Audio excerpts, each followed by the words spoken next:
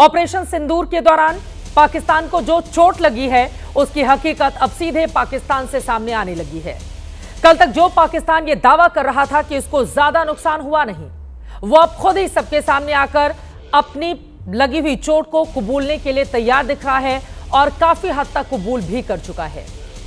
और यह कबूलनामा कहीं और से नहीं बल्कि पाकिस्तान के प्रधानमंत्री शहबाज शरीफ की ओर से आया है।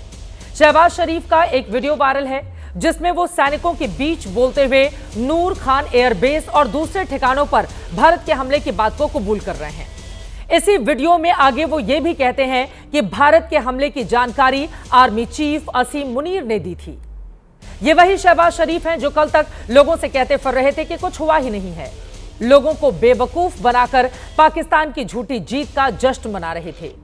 लेकिन अब वही मान रहे हैं कि पाकिस्तान के नूर खान एयरबेस पर अटैक हुआ था और नूर खान कोई मामूली एयरबेस नहीं है बल्कि पाकिस्तान के सबसे अहम एयरबेस में से एक है। राजधानी इस्लामाबाद और सेना के हेडक्वार्टर रावलपिंडी के बेहद नजदीक है। जब इस्लामाबाद तक भारत की मिसाइल की मार पड़ी तो बाकी जगह का क्या हाल हुआ होगा, इसका अंदाजा आप लगा सकते हैं। शहबाज शरीफ के इस कबूलनामे को लेकर पाकिस्तान में हंगामा मच गया है। लोग बेहद नाराज हैं। पाकिस्तान के डिफेंस एक्सपर्ट और पत्रकार पाकिस्तानी सेना की हार पर सवाल खड़े कर रहे हैं। आज महादंगल में रक्षा विशेषज्ञों और स्ट्रैटेजिक एक्सपर्ट के साथ ये पता करेंगे कि शहबाज के कबूलनामे के पीछे का सच। साथ ही जानेंगे भारत ने कैसे पाकिस्तान को 3 दिनों के युद्ध में कर दिया पस्त। लेकिन पहले शहबाज का आप बयान सुनिए जिस पर पाकिस्तान में मचा हुआ है बवाल।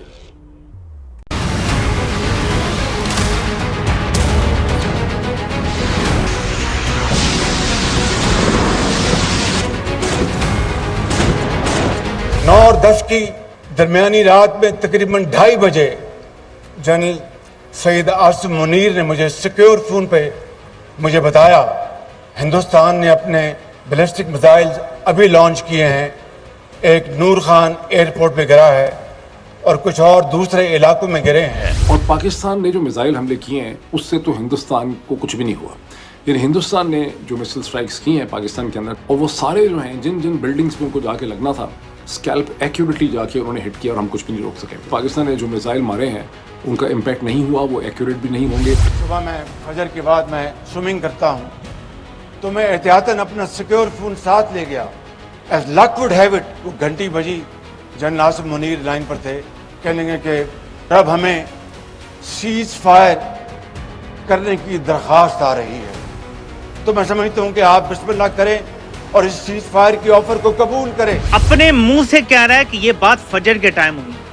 क्या आपको पता है कि भारत ने पाकिस्तान की एयर बेसिस पे हमला कब किया? शाम को। हम फजर के टाइम हाँ कर दें भारत को सीज फायर की, और भारत शाम को हमला क्यों करेगा?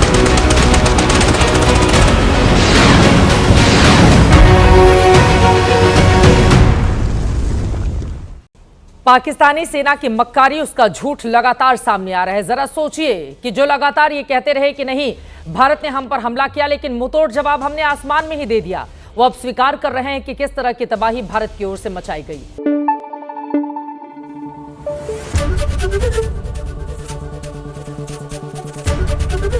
एबीपी न्यूज आपको रखे आगे।